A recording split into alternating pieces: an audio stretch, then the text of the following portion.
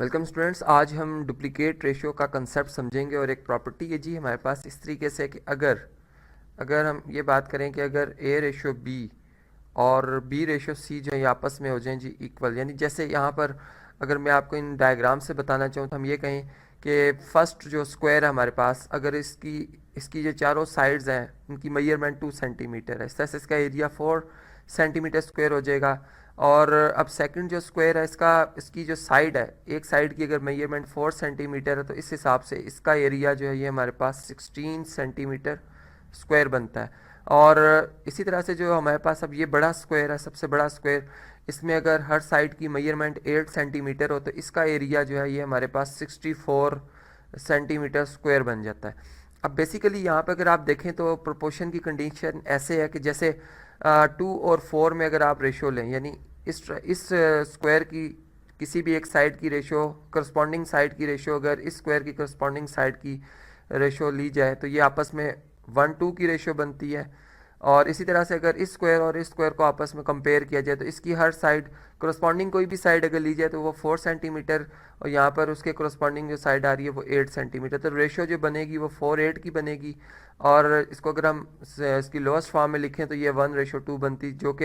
जो कि इन दोनों स्क्वायर्स में भी आपस में जो हर करस्पॉन्डिंग साइड की रेशियो उसके बराबर। इसका मतलब है कि ये तीनों जो स्क्वायर्स हैं वो कंटिन्यूड प्रोपोर्शन की कंडीशन में आ रहे हैं, यानी जो रेशियो इस स्क्वायर की इसके साथ है वही स्क्वायर की स्क्वायर के साथ है। फिर हम यहाँ पे ये बात इस तरह से कह सकते हैं कि अगर हम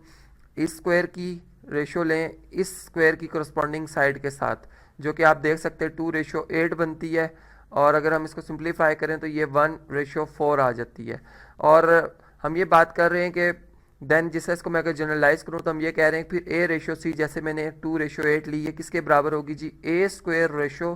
बी स्क्वायर के बराबर होगी। और अब ए स्क्वायर अगर आप देखें तो यानी 2 का स्क्वायर आपके पास आ रहा है जी 4, जबकि जो बी है हमारे पास, बी जो है अगर इसका स्क्वायर देखें तो ये 16 है। और अगर आप इनकी रेशो ले तो 4 1s are 4 और 4 4s are 16, तो यहाँ पे भी 1:4 की रेशो बनती है, यानी यहाँ पे ये बिल्कुल बराबर हो जाता है। रिजल्ट तो ये है जी डुप्लीकेट रेशियो इसको कहा जाता है कि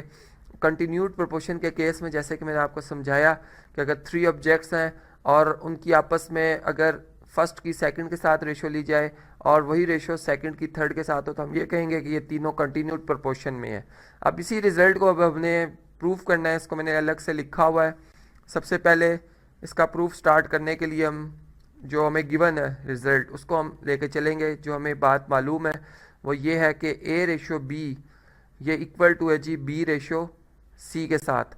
और यहाँ से हम ये कह सकते हैं कि इसको हम फिर फ्रैक्शन की शेप में भी लिख सकते हैं, A over B equal to B over C आ जाएगा। और ये इस तरह से हमारे पास इक्वेशन नंबर 1 आ गई। अब जो रिजल्ट हम प्रूव करने जा रहे हैं अगर आप इसको कंसीडर करें और इसमें लेफ़्ट साइड कंसीडर कर लेते हैं हम, और लेफ़्ट साइड जो है अगर आप देखें तो ये है जी ए रेशो सी, जिसको हम ए डिवाइडेड बाय सी लिख सकते हैं। अब यहाँ पे गोल्डन रूल ऑफ फ्रैक्शन है हमारे पास, जो आप जानते हैं कि हम किसी भी फ्रैक्शन को सेम नंबर से यानी किसी भी फ्रैक्शन को सेम नंबर से मल्टीप्लाई डिवाइड किया जा सकता है, या रेशो को सेम नंबर से मल्टीप्लाई कर दे, रेशो का आंसर या रेशो पे कोई फ़र्क नहीं पड़ता। बिल्कुल यहाँ भी वही बात है। और अब हम अगर इधर ऐसा करें कि इनकी पोजीशन लॉ ऑफ जो हमारे पास लॉ ऑफ कम्यूटेटिव प्रॉपर्टी, अगर उसके हिसाब से अगर मैं ऐसे लिखूं कि ए ओवर बी लिख दूं और इनटू बी डिवाइडेड बाय सी लिख दूं, यानी डिनोमिनेटर्स की जो पोजीशन है वो आपस में इंटरचेंज कर दी जाए तो इससे कोई इफेक्ट नहीं पड़ेगा। और इसके बाद अगर हम इस तरह से देखें कि यहाँ पर जी ए ओवर बी लिखा हुआ है, जबकि इक्वेशन नंबर 1 के मुताबिक बी ओवर सी जो है ये किसके इक्वल है जी, ए ओवर बी के, यानी यहाँ पर जो बी ओवर सी आ रहा है इसकी जगह मैं रिप्लेस कर दूंगा जी ए ओवर बी, तो यहाँ हम लिखेंगे यूजिंग इक्वेशन 1।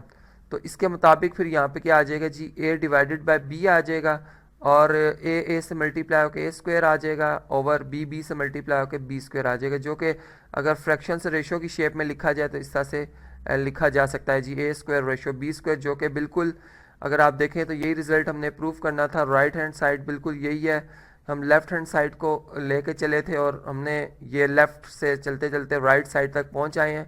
और देखा कि ये रिज़ल्ट वाकई जो है वो कंडीशन यहाँ पर होल्ड करती है। तो इस तरीके से ये रिज़ल्ट जो है वो मैथमेटिकली जो रूल्स ऑफ हमारे पास जी रेशियोज़ हैं उसको हमने क्या किया, अप्लाई किया और इस रिज़ल्ट को हमने प्रूव किया। जबकि इससे पहले मैंने आपको ज्योमेट्रिकली इसी